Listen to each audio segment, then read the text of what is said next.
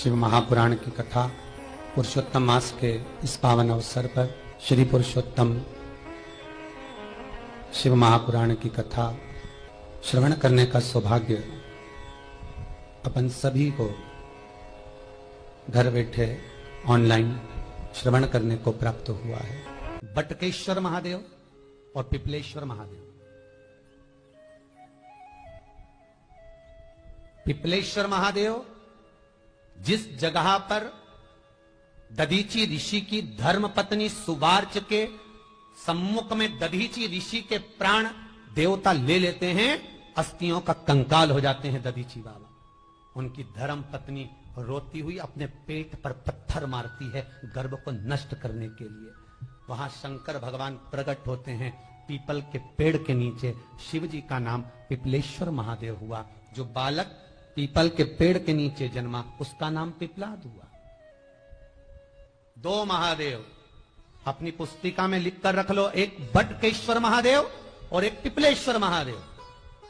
अदालत में कोई कार्रवाई चल रही है, अदालत में कोई केस चल रहा है, अदालत में कोई बात चल रही है, नहीं जीत मिल रही, नहीं विजय मिल रही, हार गए, पेशियां लगा लगा कर एक बार बड़ के पेड़ के नीचे बालू मिट्टी का शिवलिंग बनाकर उसकी पूजन करो। पूजन अर्चना कर कर दही 3 चम्मच नाम लेकर चढ़ाओ जिसके साथ केस चल रहा है, और 3 चम्मच दही चढ़ाकर उस दही को उठा लो और रुमाल पर उसके छापे लगा लो, सफेद रुमाल पर। भगवान शंकर की पूजा अर्चना कर कर जल में विसर्जन कर दो बटकेश्वर महादेव का नाम लेकर, और उस रुमाल को घड़ी बनाकर रख लो। अगली पेशी जब हो उसको साथ लेकर जाओ, केस जल्दी निपटेगा, विजय प्राप्त होगी। मात्र 3 सोमवार करिए बटकेश्वर का स्मरण। उसी तरह पिपलेश्वर महादेव, कितनी भी बड़ी जिंदगी में रोग हो, चाहे कैंसर जैसा हो, लीवर हो, किडनी हो, कितना भी बड़ा रोग हो, भगवान पिपलेश्वर महादेव का स्मरण करिए। पीपल के पेड़ के नीचे शंकर भगवान के शिवलिंग का निर्माण कर कर उसकी पूजन अर्चना करिए, उस पर शहद चढ़ाइए। पीपल का वृक्ष, आंवले का वृक्ष, शमी का वृक्ष, बेलपत्र का वृक्ष, ये औषधि पूर्ण है महाराज। डॉक्टर ने कह दिया डायलिसिस कराना जरूरी है, तो एक बार इस शिव महापुराण का उपाय जरूर करना। डायलिसिस कराने से पहले 5 छोटे छोटे पीपल के पत्ते लेना, शंकर जी का शिवलिंग का निर्माण पीपल के पेड़ के नीचे करना, मट्टी का पार्थिव शिवलिंग निर्माण कर कर उसकी पूजन कर कर बेलपत्री 5 चढ़ाकर 5 पीपल के पत्ते, 5 शमी के पत्ते शंकर पर चढ़ा देना। आरती पूजन करना, शमी का पत्ता बेलपत्र छोड़कर 5 पीपल के पत्ते उठा लेना। जिस व्यक्ति को डायलिसिस का बोला है उस व्यक्ति को 5 पत्ते पीस कर छान कर पिला देना। 3 दिन बाद फिर जाकर डॉक्टर को चेक करवाना, डॉक्टर डायलिसिस का मना कर देगा, लीवर किडनी अपना काम करना प्रारंभ कर देगा। पिपलेश्वर महादेव की पूजन, पीपल के पत्ते की औषधि जीवन का सुख देगा। एक पिपलेश्वर महादेव सहज नहीं है महाराज। इतना विचित्र वर्णन है, प्रैक्टिकल जरूर करना। श्योर वाला महाराज कहीं झूठ तो नहीं बोल रहा, और व्हाट्सएप पे लिखकर भी भेजना करा कि नहीं करा, क्योंकि शिव महापुराण की लेखनी है। वेद व्यास जी महाराज वर्णन करे, गलत नहीं कर। किसी को बहुत खून निकल रहा है, बहुत एक्सीडेंट हो गया, खून पर खून निकल रहा है, उसको अगर होश है और वो होश में है तो 5 पीपल के पत्ते किसी भी वृक्ष के तोड़कर पिपलेश्वर महादेव का नाम लगकर उसको खिला दो चबा चबा कर, उसी समय खून निकलना बंद हो जाए, रक्त बंद। पिपलेश्वर महादेव का मात्र स्मरण ही सुख दे जाता है, आनंद की अनुभूति करा देता है। एक क्षण की शिव महापुराण की कथा सुनी चंचुला देवी ने, और आखिरी में आप सुनेंगे कि जो चंचुला देवी का पति मर चुका था, प्राण छूट चुके थे, चंचुला बेधव्य हो चुकी थी, शिव महापुराण विराम होते समय चंचुला का अखंड सौभाग्य हो जाता है। शिव पुराण कुंवारी कन्या श्रवण करे तो उत्तम वर प्राप्त होता है। शिव महापुराण बेधव्य नारी, विधवा नारी श्रवण करे तो अगला जन्म बेधव्य होकर नहीं जाती, अखंड सौभाग्य लेकर जाती है। सुहागवती नारी शिव महापुराण की कथा श्रवण करती है तो वह अखंड सौभाग्य लेकर जाती है। कोई पुरुष शिव महापुराण की कथा श्रवण करता है, उत्तम फल को प्राप्त करता है। मनवांचित फल की कामना को देने वाली ये 24,000 श्लोक की 7 खंड 12 स्कंद की शिव महापुराण सुख देने वाली है। जब तक शिव कृपा ना करे एक कदम भी हम चल नहीं सकते।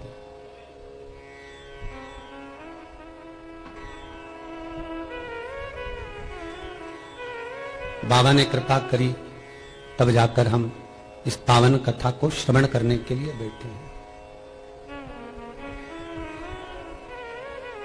और ऑनलाइन टीवी चैनल के माध्यम से, फेसबुक यूट्यूब के माध्यम से जितने श्रोता भाई बहन लगातार इस पावन कथा को श्रवण कर रहे हैं,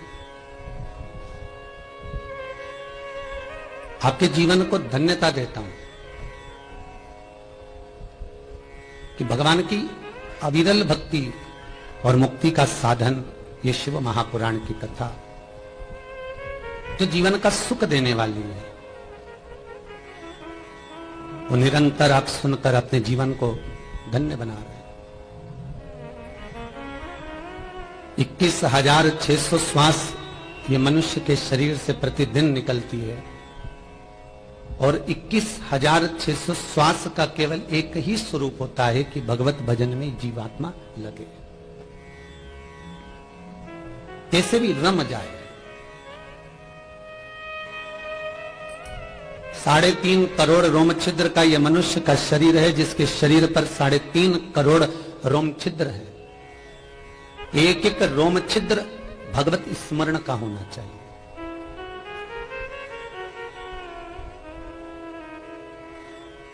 वेदव्यास जी महाराज जब श्री पाराशर बाबा के पास में पहुंचकर भगवान की अविरल भक्ति को प्राप्त करने की कथा का रसतत्व ग्रहण करते हैं, तो केवल उनकी चित्त वृत्ति में यही रहता है कि हम किसको भजें, हम किसका स्मरण करें, हम किसका नाम जाप करें, हम किसको भजें।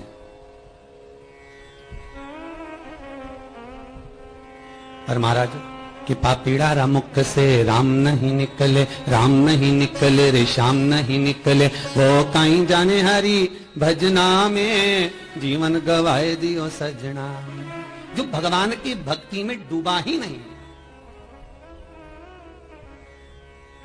वो भगवान को प्राप्त कैसे कर सकता है।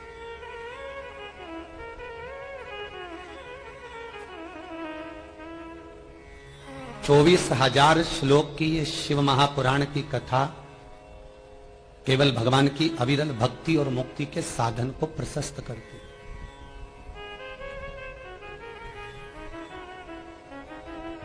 केवल भक्ति और मुक्ति को, और भक्ति और मुक्ति के साधन को जो प्रशस्त कर दे, अर्थात भक्ति के पथ से चलते चलते चलते चलते मुक्ति के पथ तक जो पहुंचा दे, वो शिव कथा,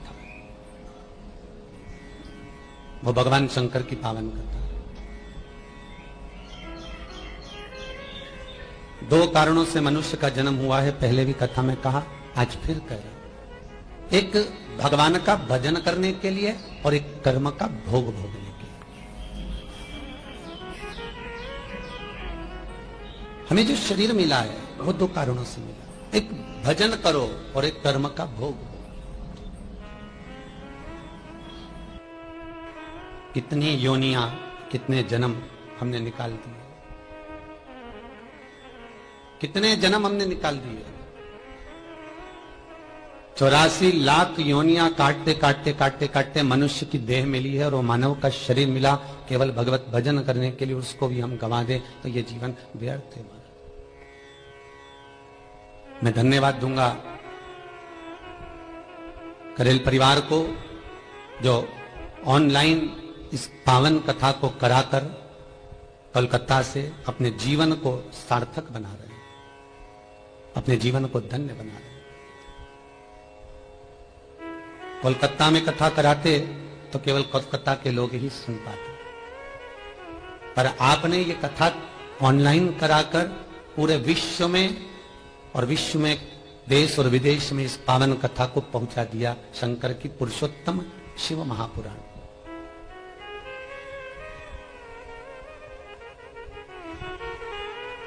ब्रह्मा, विष्णु और शिव, इन तीनों में कोई भेद नहीं है।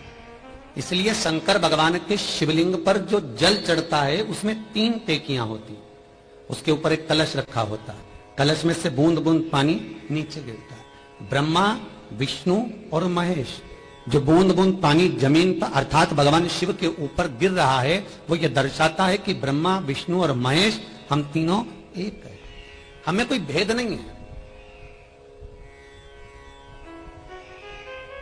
एक बार ब्रह्मा जी के मन में यह भेद आ गया था कि भगवान विष्णु बड़े हैं कि भगवान शिव बड़े हैं। एक बार भगवान विष्णु के गण और भगवान शंकर के गण दोनों में भेद हो गया था कि शिव बड़े कि भगवान विष्णु बड़े।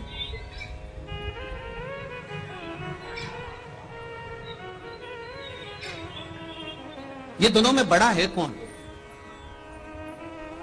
नारायण को बड़ा मान ले कि भगवान शिव को बड़ा मान ले। ये भगवान विष्णु के पार्षद भी कह रहे हैं कि भगवान विष्णु बड़े हैं और भगवान शिव के गण कह रहे हैं शंकर बड़े हैं। आखिर दोनों बड़े कौन? शिव महापुराण की उमा संहिता कहती है, संसार में जन्म लेने वाला मनुष्य हो चाहे देवलोक में रहने वाला देवता हो, जब देवताओं में अगर भेद उत्पन्न कर देता है तो वो देवता देवपद से वंचित हो जाता है। मृत्यु लोक में रहने वाला मानव, मृत्यु लोक में रहने वाला मनुष्य यदि भगवान में भेद करना प्रारंभ कर दे तो वो मनुष्य तत्व से वंचित हो जाता है। कितना सुंदर कहा है, राजा बलि के दरवाजे पर वामन भगवान भिक्षा मांगने के लिए, राजन भिक्षाम, 3 पद भूमि मांगने के लिए आए। शुक्राचार्य बाबा का कमंडल लेकर, शुक्राचार्य बाबा के कमंडल को लेकर जब राजा बलि भिक्षा देने के लिए गए,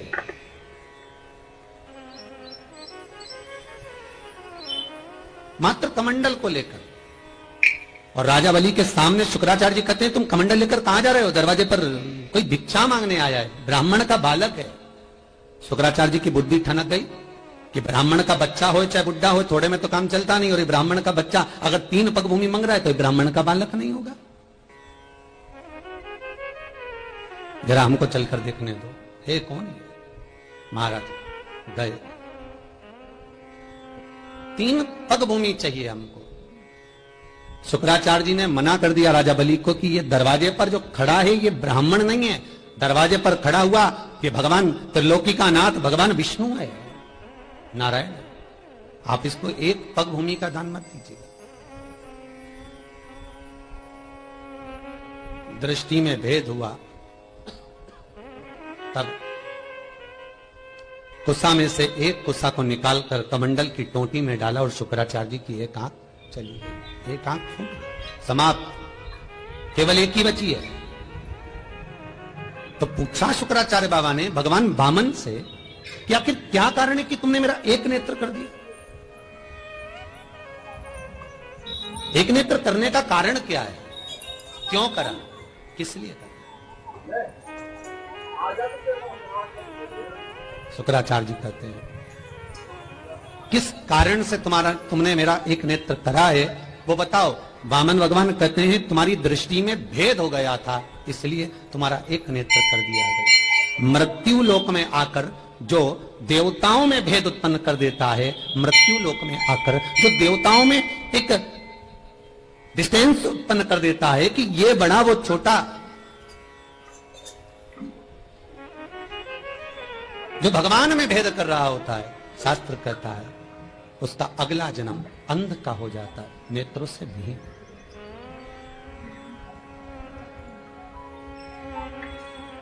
भगवान ब्रह्मा ने भी भेद उत्पन्न करा था, शिव बड़े कि विष्णु बड़े? भगवान विष्णु,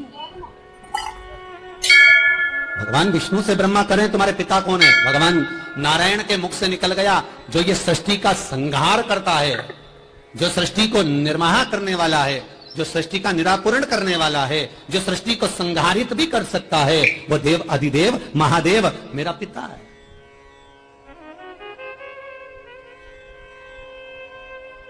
भगवान ब्रह्मा ने कहा कि मैं तो नहीं जान सकता कि आपके पिता भगवान शिव हो, शंकर। बस यही हमको जानना है। पूरी शिव महापुराण में 3य खंड पर चल रहे हैं अपन, 3रे पार्ट पर पहुंच रहे हैं। पुरुषोत्तम शिव महापुराण का ये 3रा पार्ट चल रहा है। इसमें हमें को यह समझना है कि हम अंतिम समय में किसको पुकारें, हम किस देवता की भक्ति को धारण करें कि हमारा मार्ग सुलभ हो जाए, हमारा मार्ग सहज हो जाए। यमराज बनावे बंदी, और काया हो गई गंदी। मेरे प्राण छूटे भोलेनाथ तो तुम नंदी लेकर आ जाना। मेरी सैया छूटे भोलेनाथ तो तुम नैया लेकर आ जाना। जब आए मरण का मौका कहीं हो ना जाए धोखा। जब आए मरण का मौका कहीं हो ना जाए धोखा। मेरी सैया छूटे भोलेनाथ तो तू नैया लेकर आ जाना। इतनी कृपा जरूर करना। है विश्वनाथ, है शंभु, हे त्रिकालदर्शी। माना हम कर्म का भोग भोग रहे हैं। माना हम प्रारब्ध को भोग रहे हैं। पहले भी कथा में कहा, फिर ध्यान देना। मत बुरे कर्म कर बंदे वरना पछताएगा। भगवान की आंखों से तू बच नहीं पाएगा। तू बच नहीं पाएगा। एक कैमरा दुकान पर लगा हुआ है। करण जी आपके यहां तो लगा होगा दुकान पर, लगा है?